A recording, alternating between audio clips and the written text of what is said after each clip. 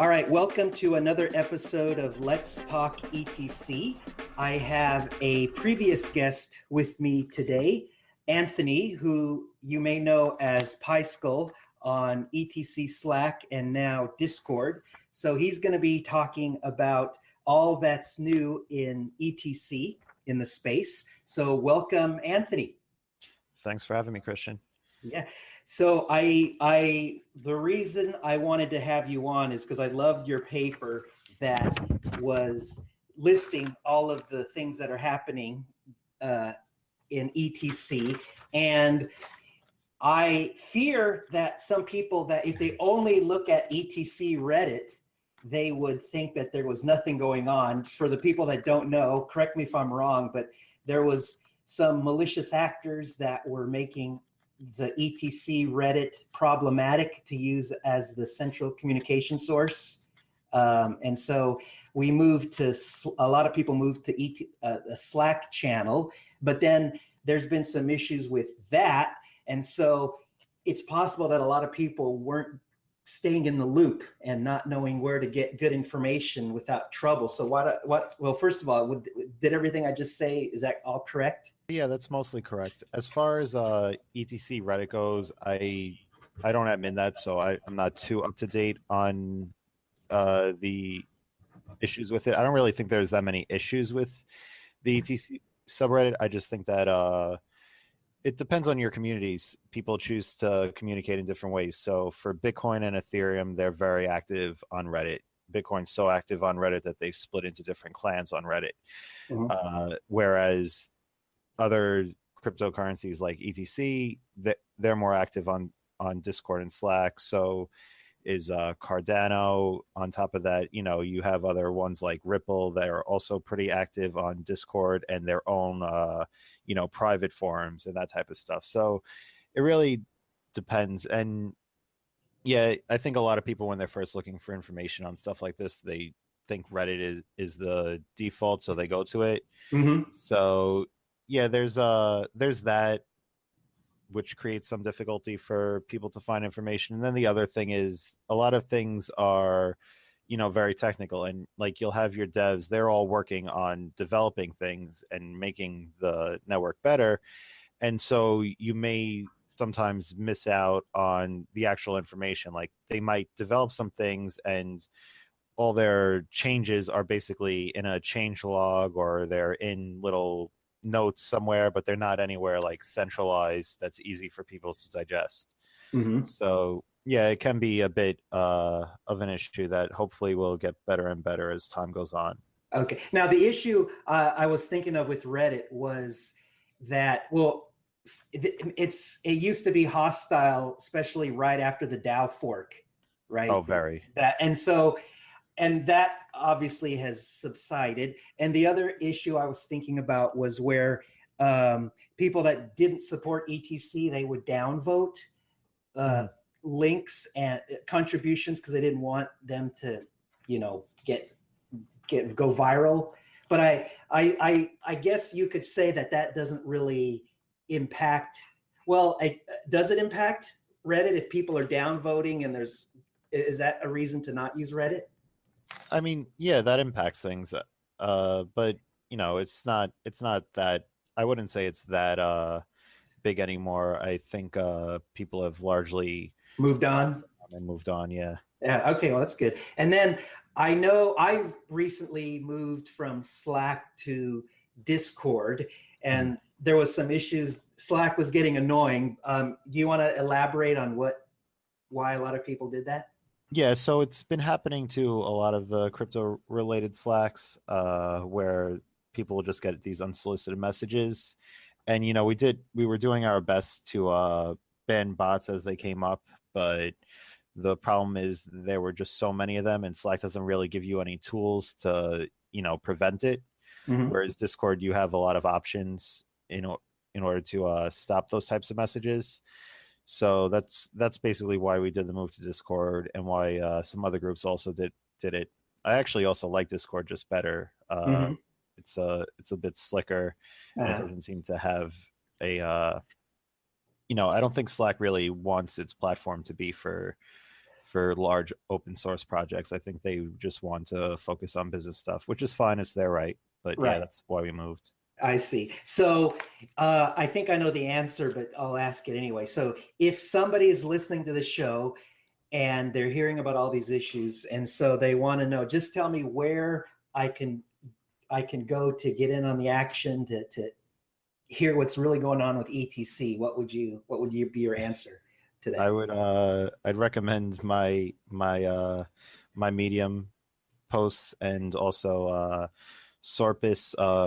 He goes by Sorpus. His real name's Wei Tang. He has a great blog too with more technical details on that.world is his website. Mm-hmm. And yeah, a few other places would just be, if you wanted to really dig deep, you could just go to the various etc dev websites. So the etc dev team, they list their roadmap and updates. They have, their changes on GitHub and everything. But really, if you just want an overview, I would suggest going to my blog, and there's also the regular etc blog. I forget the web address. EthereumClassic.org/blog. Yeah, that would be it.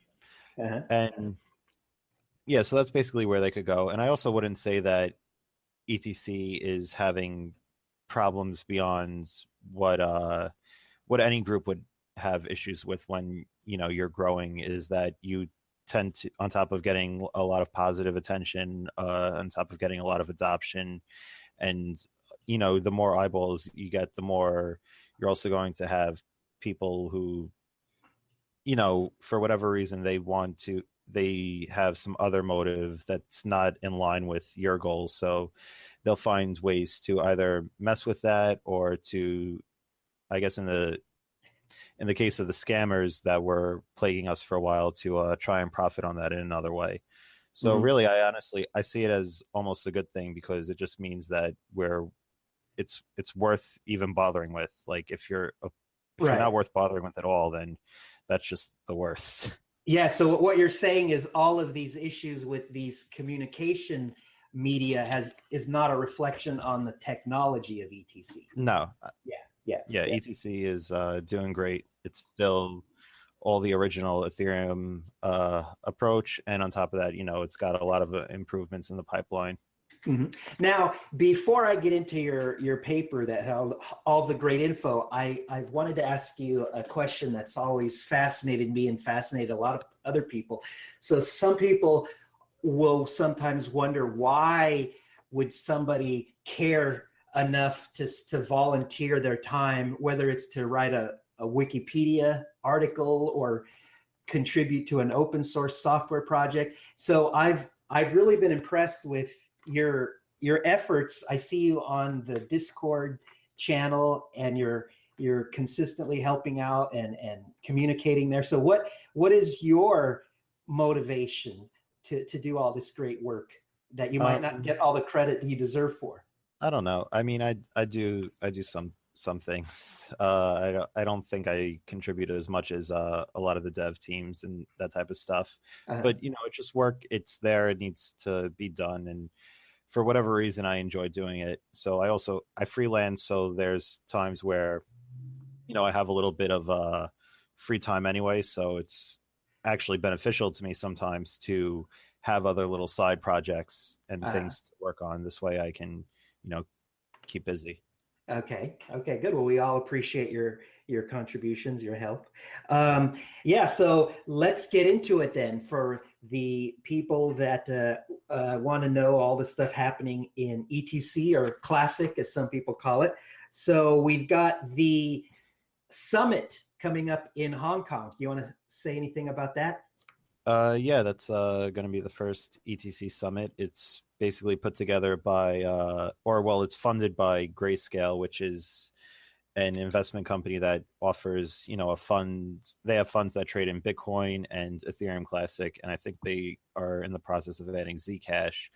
But that's part of their pledge to contribute to the Ethereum Classic community more. So I think they've decided to pledge about $500,000 a year in funding, and some of that's Okay. going towards the ETC summit, and the rest will probably go to dev teams or whatever. But that's up to them to decide. So without getting too much off topic, yeah, the ETC summit is on the 13th and 14th. They're having it in Hong Kong. I Mhm. know that I know a few of the speakers that are going to be speaking. I don't think they've made any of the official announcements yet, though. So I wouldn't want to give that up. Whatever you see on the etcsummit.com website is the most current information. Right, right. Okay. And then the Twitter, you mentioned the Twitter feed. Are you organizing that? Are you No, no, the Twitter feed is run by Kevin. okay? He's on the Discord under the username Classic Kevin, Okay. and yeah, he does the Twitter feed. Okay. Okay, great. And then let's see, for the users, you mentioned a couple of projects and gave some news. So the Emerald wallet now with token and Ledger Nano S support. So what do you mean by token support? So basically, any like Ethereum has a ton of tokens. Like they'll have like Golem and I don't even know the names of the other ones because I don't follow tokens too Okay. much. But Oh, yeah, now, it's just native support for those, so that you don't have to, so that it's a lot easier to transfer tokens around. okay. So ETC, Ethereum, and Ethereum Classic have their native currency, right, which is referred to as Ether. So when you say token support, you're talking about all these ICO coins, right, that are built on top of these platforms. So Yeah, it's all the ICO tokens. right, which because of the standards such as ERC-20, exchanges can easily use service them, et cetera, et cetera. And then also, what is Ledger Nano S? Do you want to say a couple things about that? Yeah, that's a hardware wallet. So you like my Ether wallet, for example, has support for them. They have their own native clients too. It's just a way for people to store their coins without having them on a physical machine. So it's a lot more secure, I see. because if somebody gets access to your computer, they have access to your wallets, and this way, even if somebody gets access to it, they still don't have access to your funds. Now, the fact that the Emerald Wallet development community made support for that, is that because they believe that it's a great hardware wallet, and or does it have the most market penetration? Is that something that is that the hardware wallet people should be looking at first? You know anything? Um, I don't really know. I can't speak to their motives. It's just it does seem to be a popular one that a Okay. lot of people seem to be using. Okay. Okay. Buyer beware, right? Still have to do your due diligence, make sure it's the right one for you. Yeah, yeah, Okay. but from what I can tell, Ledger seems like a very reputable company. Now, this is my lazy way to sometimes make the right decisions. I'm not saying it's foolproof, but if if a hardware wallet is really popular and Mhm. a lot of other people are talking about it, I'll assume rightly or wrongly that, well, it's probably good, or else because if it was bad, right, people wouldn't be using it so much and talking about it. But Yeah, that's fair. yeah. Okay. And then let's see, Daedalus. Did I pronounce that correctly? Daedalus? Yeah, I think it's Daedalus. It's the father of the guy in that Greek myth who flew too close to the sun, I think. Okay, okay. And Prometheus, I'm going to reveal my ignorance. I don't know I think that's his name, but I'm not sure. All right. And so you want to say something about Daedalus? What is that for people that don't know? So Daedalus is a wallet developed by IOHK, which is one of the teams working on Ethereum Classic projects. Mm-hmm. Right now, the wallet itself is really, it's more focused on Cardano because they just launched that network. But Mm-hmm. one of the first things that they're doing, and one of the things that they're planning to use Cardano in the future, is for making it easy to use that wallet to swap between coins. So that if you hold Ethereum Classic and you want to swap to Bitcoin or something, or preferably you want to go the other way from Bitcoin to Ethereum Classic, you can do that. So Okay. So yeah, So I see. yeah. Okay. No, I didn't mean to cut you off there. So they're making it supports bridges then between blockchain systems. Yeah, basically. Okay. Now, and then do you want to say anything about Cardano? That's the second time you've mentioned it. And you said in your paper, you said you used it on Cardano. Are you a fan of Cardano? And what do you think about Cardano? I think it's a really interesting blockchain.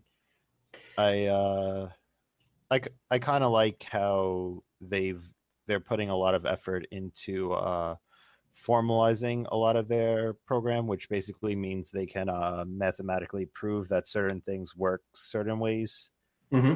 which is really nice advantage. Also, I've seen Charles Hoskinson talk about, once they get some of that technology a bit more ironed out, trying to integrate what parts they can into Ethereum Classic as well.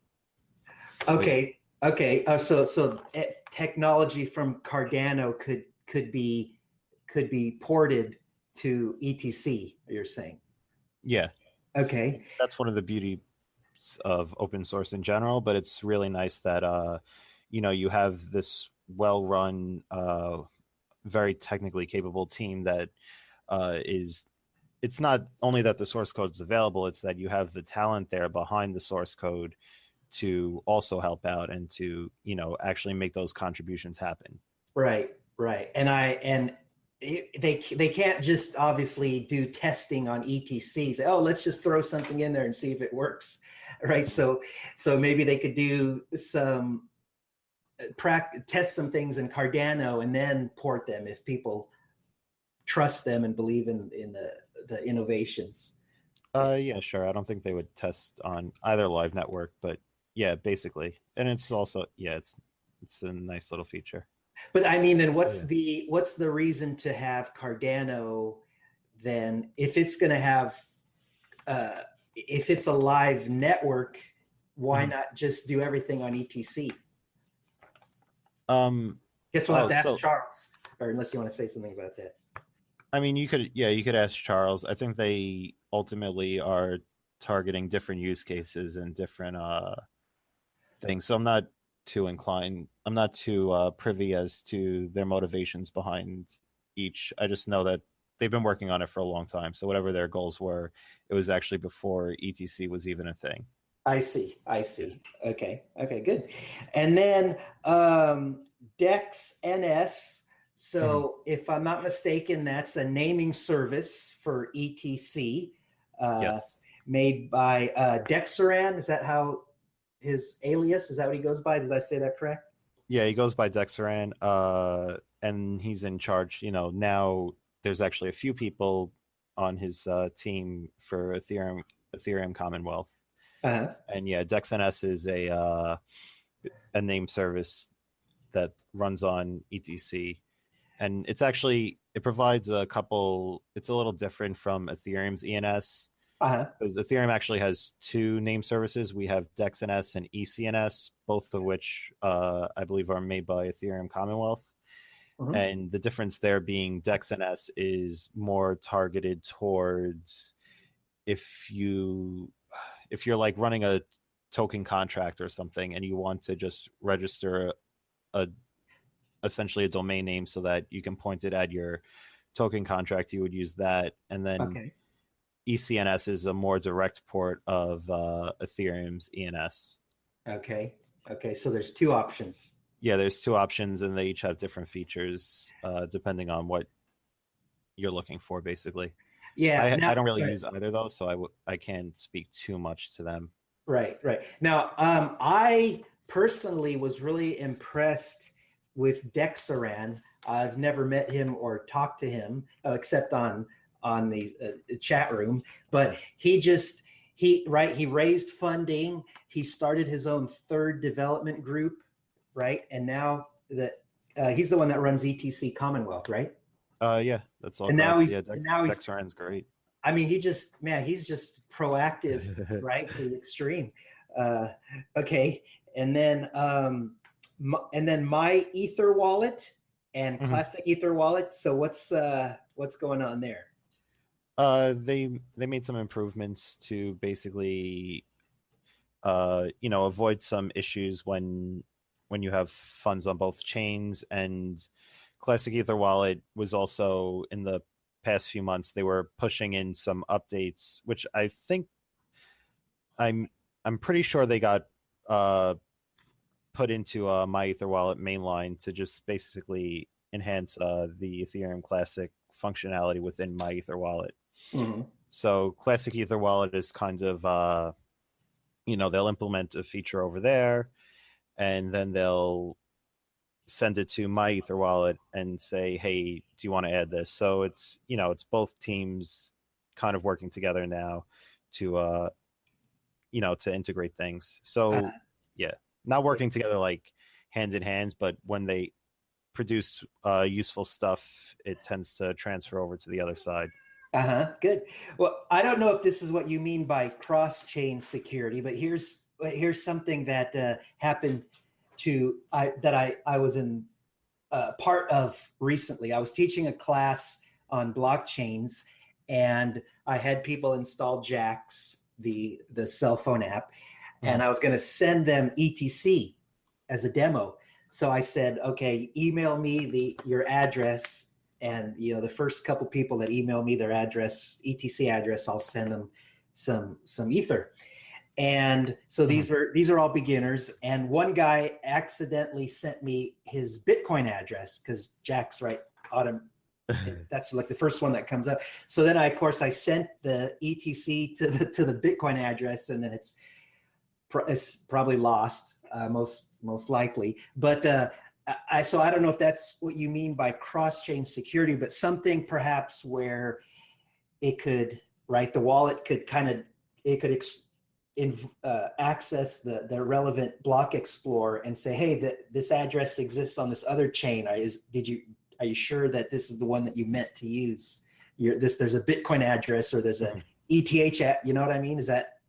That would be, I can see that being useful. Go ahead. It's kind of similar. It was basically where you would go send some tokens somewhere and they would just get stuck because you sent them on the wrong chain or something to that effect, basically. Right. But, yeah, that's what I'm talking about. Yeah, you send it. There's so many, right, tokens, ERC20 tokens and blockchains. Like there's going to be a lot more of that. People using an address from a different blockchain system by accident. Oh yeah, definitely. And it's definitely something that people need to look at more seriously. I think there's a lot of people now, not so much on the Ethereum Classic side. We all seem to be pretty pro trying to solve that issue, but I see on some other chats that people basically, somebody will be new to this, they'll believe in it, and they'll then go and lose a bunch of money, and then we go and blame the victim that it's hard to use. Like, that's just sounds awful. No, this is difficult to use. You shouldn't be able to so easily lose your money. There's limits where, yeah, at some point you can't protect people from themselves, but just the idea that there's nothing we can do when there are things like ERC20, for example, is an excellent example. ERC20, the implementation of it came about because there was a flaw in the Ethereum code base that they then patched. But the way ERC20 worked was you can only send tokens to another address if the other address knows it's receiving the tokens, and the other address has to perform an action also. So what would happen is people would send these tokens to addresses that weren't prepared to receive them, and then they'd get stuck. Right. And so now you've got Ethereum Commonwealth with Dexaran. He made the ERC223 token that just avoids that. And so you can't accidentally send it to an address where you're not going to be able to get it back. Okay. So yeah, so that type of stuff, it's nice to solve, because we shouldn't be, like, if somebody loses $60,000 in using tokens like that, that's awful. Yeah, right. And that's not going to help your adoption rate if people are going to be afraid that they're going to lose their tokens. Yeah, I did notice Solidity added a keyword payable. So if you want to be able to send currency to a certain smart contract function that has to be set up to receive it. If it's not, you can't send currency to that function. So a lot of different people are trying to solve this problem. So yeah, that's not exactly the same thing, but yeah, it's yeah, it's a different solution, but it's all about trying to avoid people losing their money, right? yeah, basically. Yeah. All right. Good. And then Classic Mask. Do you want to say a little bit about that? So first of all, for people that don't know, what is MetaMask and Classic Mask? MetaMask and Classic Mask are a way to basically access your wallets from your browser so that you can. I don't actually use them. Like I don't use either, so I don't know too much about them, but they're basically where you can send funds you can like transfer money to a website or pay somebody through your web browser. Okay. Is the short of it. And so they added DEX and S support, so I felt it was worth mentioning. Okay, great. Yeah, so all of these little improvements, like for like the DEX and S support, that somebody might think, well, that's just a tiny little improvement, right? But in time, all these little improvements add up to a big deal, right?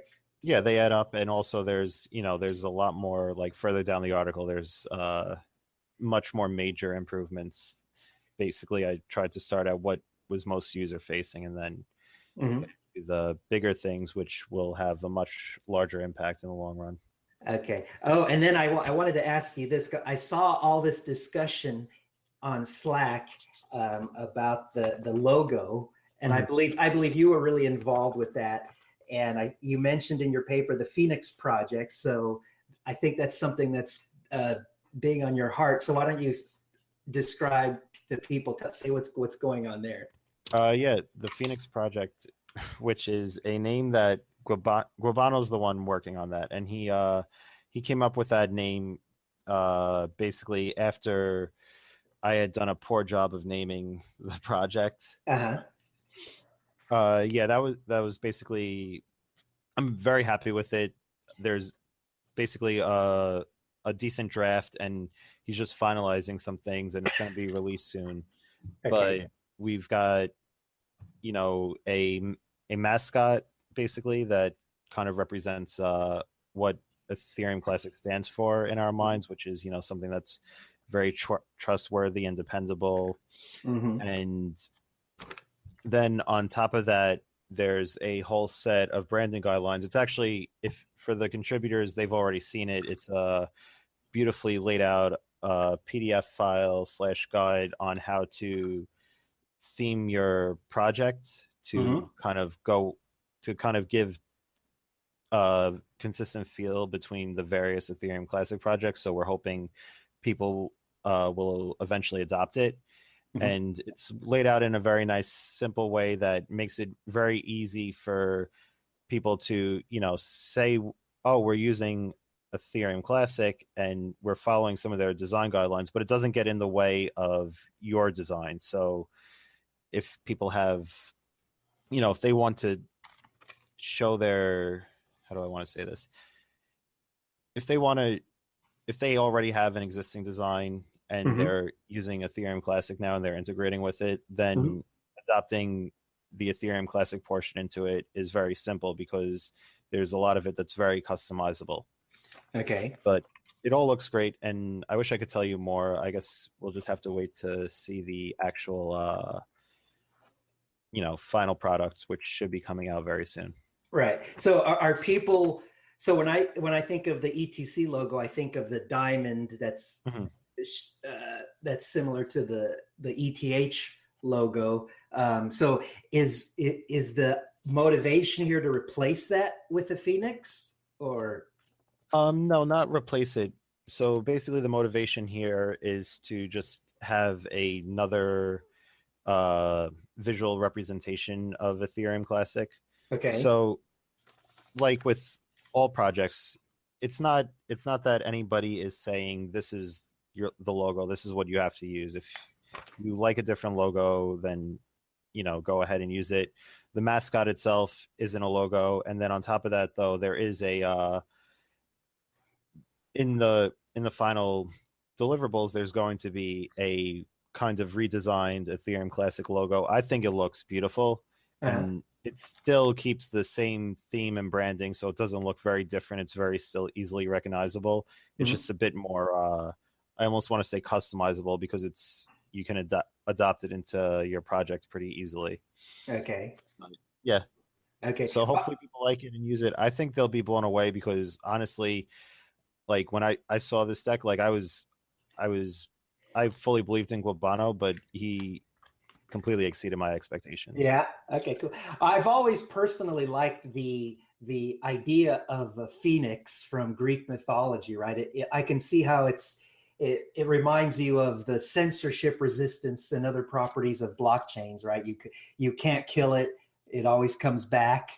Right. And so yeah, I've always liked the idea of the phoenix. All right, great. So then let's move on to some more technical, or for the techies, as you put it. So then in your paper, you mentioned Callisto. So what do you want to, what do people, what should they know about that? Or first of all, so what is Callisto? Callisto is a new testnet for Ethereum Classic that was proposed by Johan Gratterall. I'm probably butchering his last name.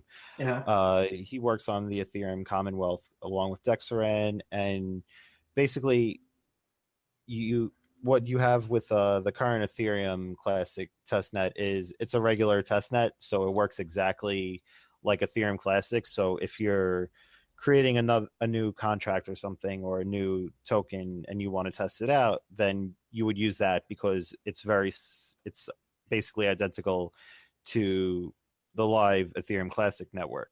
Right. But where Callisto would be different is if you wanted to, actually change Ethereum Classic itself and test that out on a live network, maybe implement a new change that's going to change the network itself. What you'd call a hard fork, right? Then Callisto would be the place where that could be done. It's not live yet, but it's planned out, and I'm sure they're going to be able to deliver. Okay, yeah, great. Test networks are a wonderful thing, and I presume also the faux ether on Callisto on these would be either free or less expensive than on the real network. Oh yeah, it's always free. It's okay. Because it has no value, which is okay. Funny conceptually.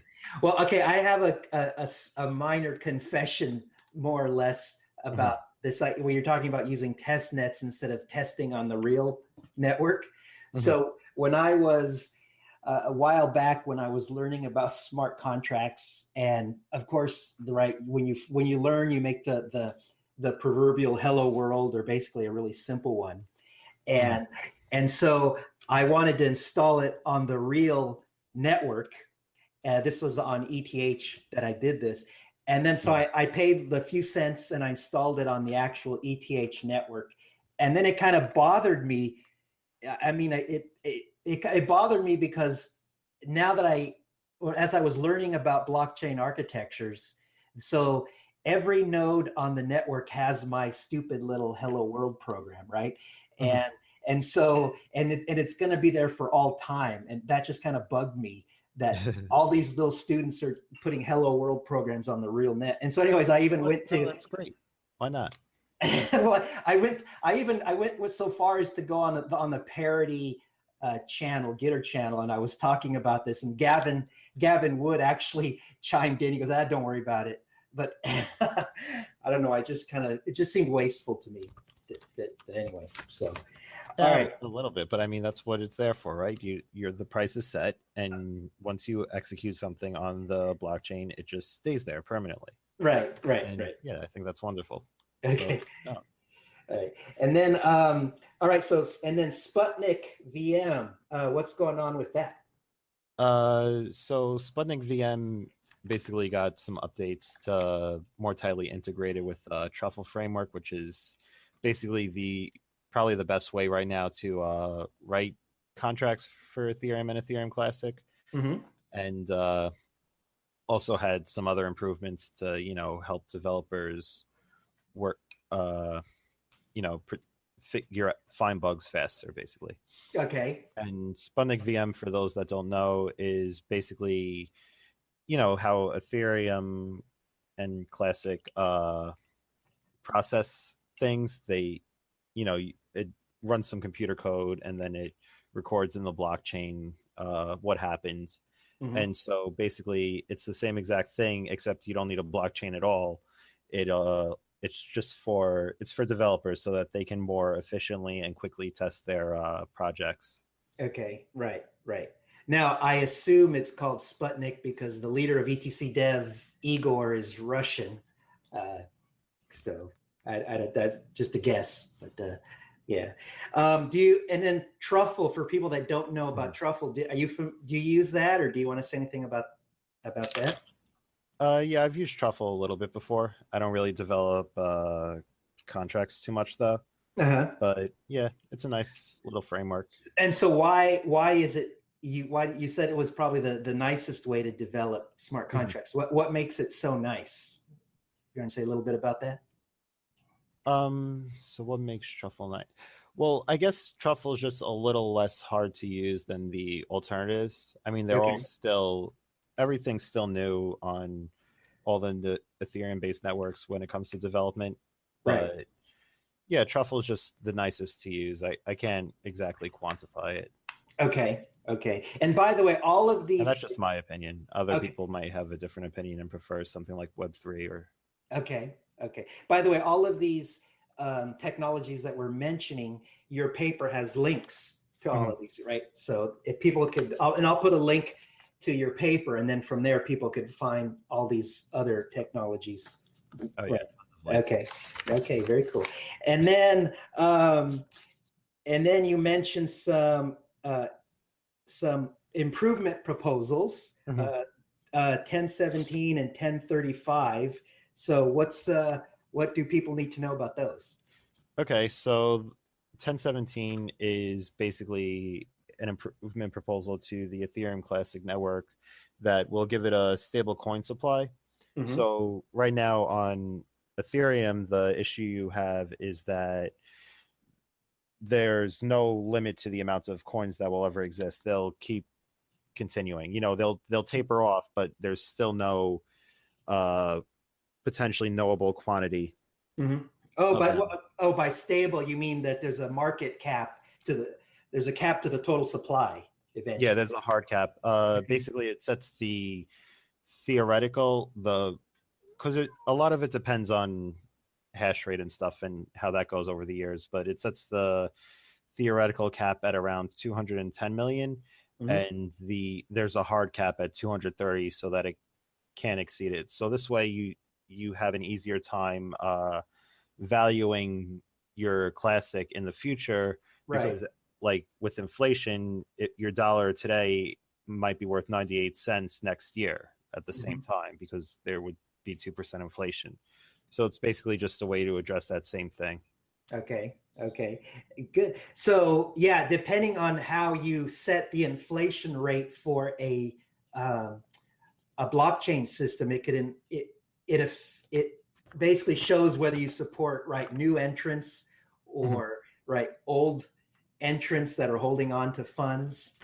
Yeah, I don't even know if it's about supporting one group or the other. I mean, for one, the stablecoin supply will take many years to really have an effect. So it's great to do it early, but it's more about just, making sure that your funds don't get devalued. It's more just a guarantee that, what you do have won't lose its value over time, because it's on top of, on top of the actual code, it's also kind of saying like, this is the attitude we have. So with any blockchain, it's possible that if the majority, take Bitcoin, for example, Bitcoin will have a total of 21 million Bitcoins by, I think, the year 2100.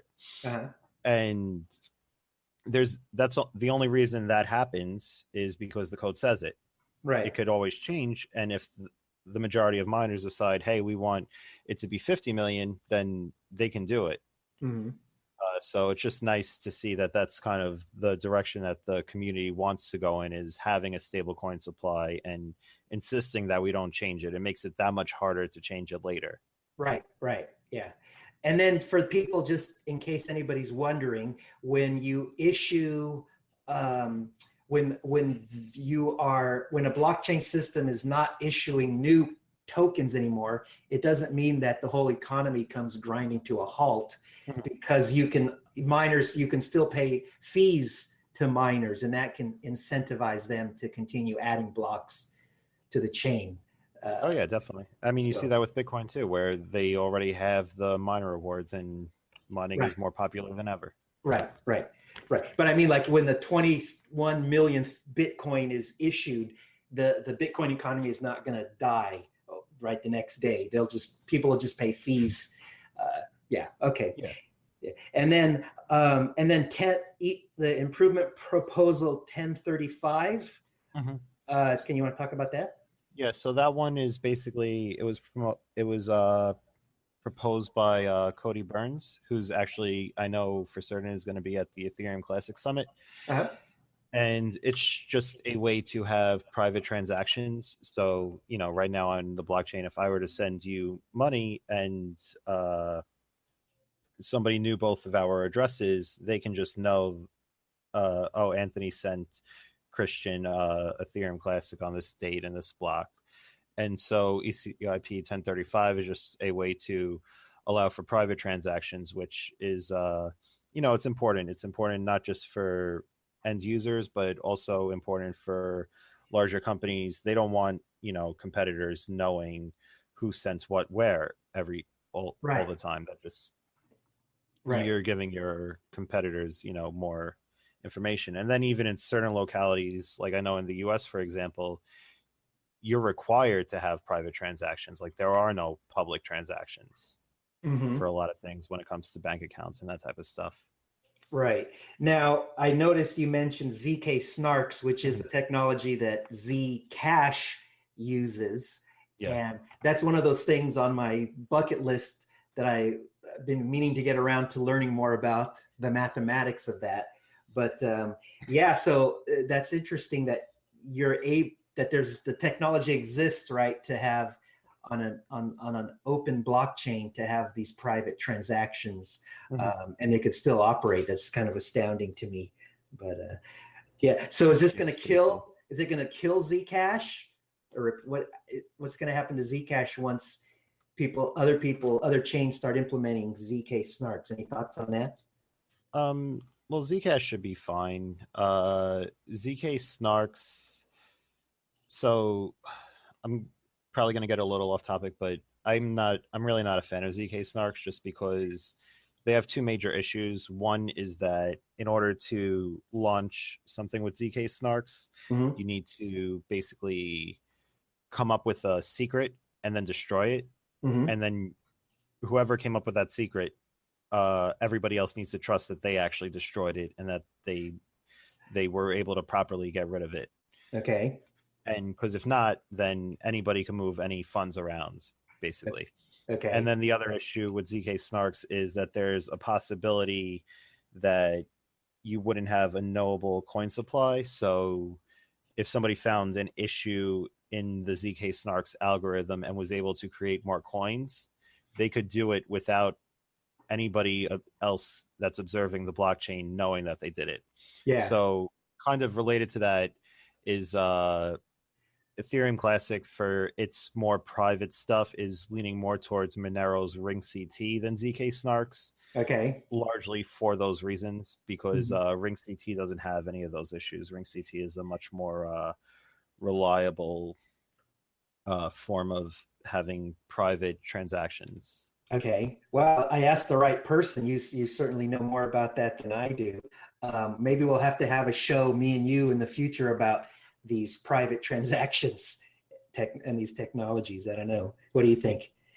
Yeah, sure. I mean, higher level, I understand ZK Snarks and Ring CT. The lower level stuff is a bit beyond me. Okay. But I'm sure there would be very few people who would be interested in understanding the lower level stuff. Okay. Yeah, I'm a math guy, a math nerd, so maybe that's why. But yeah, maybe other Oh yeah, people, that's maybe yeah. not so much. So yeah. Um, all right. So we've covered a lot of material. So before we close, is there anything else that I forgot to mention or that you want to mention? Uh, let's see. So for my projects, which I left out of the article because I have standard, I don't think No, go they're ahead. anywhere near Yes. ready. No, man. Yeah. No, One, go ahead. the Ethereum Classic Discord channel has the best, most advanced pricing bot available, and Okay. that's a little something I wrote. It's not Okay. very advanced, actually. It's just there's not many options for that. And Wait, then, now wait. Pricing for what? The price of Ether, ETC, or what do you mean by yeah, pricing? anything. It's just a bot. You can ask it the price of any Oh, okay. cryptocurrency, and it'll tell Okay. you. All Or you could right. ask it the volume, and it'll Okay. tell you. Oh, see, I didn't know that. So that, Yeah. yeah, thank you. Great. Anything else? Yeah, the other one is, and I don't know if I have a link anywhere, but I created a little, basically a tracker for your wallet. So it's called Watch It. It's Uh-huh. on my GitHub, and basically what it does is you register your address with the website, and if any funds move, if any money's deposited into it or anything's taken out, then it'll send you an email. And Okay. so I feel like that's useful for people in general. A lot of people don't like it because it's tied to an email address, but I don't know how to get around that. Uh-huh. But because one of the major issues that all the cryptocurrencies face right now is that if somebody steals your funds, you might not even know for a few days if Right. you're not checking. Right. So it's a great way to be informed immediately, because if you're informed immediately, you should have enough time to contact whatever address those funds were sent to and get them to send them back to you. Because a Right. lot of times they send them to exchanges, and they mix them around over there and then move them out. Right. Right. You that reminded me of I read a little bit about the Mount Gox disaster, and he had all these Mark, whatever his last name was, Carpels or something like Yeah. that. He had all these paper wallets, and some hackers were siphoning money for over a year, I believe. And if he would have had something like that, or right, some kind of built-in way to get notification that people are pulling funds, maybe he could have stopped it sooner. Oh yeah, definitely. Yeah, so very cool. Well, thank you, Anthony Pyskell, again for all the great work you do. Thank you for enlightening us on what's going on in ETC currently, and keep up the good work on Discord. Everybody, please move to Discord. Slack is inferior now, right? Yeah, I So mean, you could do either. I personally prefer that people join the Discord, but again, if you're on a bunch of other Slacks and you like using Slack, then you can continue to use it. There is a bot that sends all the messages back and forth, mhm. so that nobody's left out anyway. But Right, yeah, and then ERC, or excuse me, IRC. There's channels there. People are very good about making bridges between all these different choices. yeah, there's IRC. We even have a Riot.im one, which runs on the Matrix network, which if you're very privacy focused, then that's also a great option for you. Right, And right. there's a bot there that sends everything back and forth also. So yeah, Okay, it's great. well connected. Uh, Have your choice of networks. all right. Well, thanks again, and that's all I have. So, All right, thanks, Christian. Thanks all for right. having me.